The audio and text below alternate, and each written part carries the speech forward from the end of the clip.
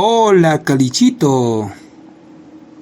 Hoy conjugaremos con el verbo poder, que en quechua chanca significa a ti. Empezamos con el tiempo presente. Kunan pacha. Ñuja atini. Yo puedo.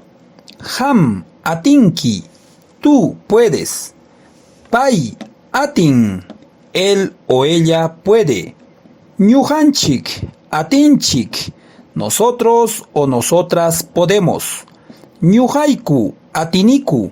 Nosotros o nosotras podemos. Hamkuna atinkichik.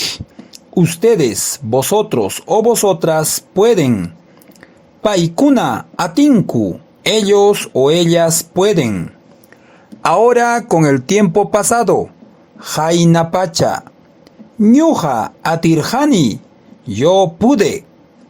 Ham atirjanki. Tú pudiste. Pai atirja. Él o ella pudo. Ñujanchik atirjanchik. Nosotros o nosotras pudimos. Ñujaiku atirjaniku. Nosotros o nosotras pudimos. Hamkuna atirjankichik. Ustedes, vosotros o vosotras pudieron. Paikuna atirjaku. Ellos o ellas pudieron. Por último, con el tiempo futuro. Jayapacha.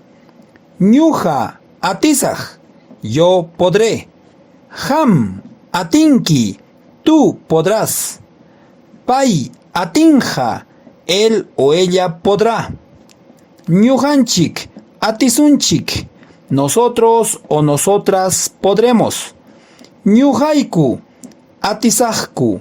Nosotros o nosotras podremos. Hamkuna atinkichik. Ustedes, vosotros o vosotras podrán. Paikuna atinjaku. Ellos o ellas podrán. Y para finalizar, un ejemplo.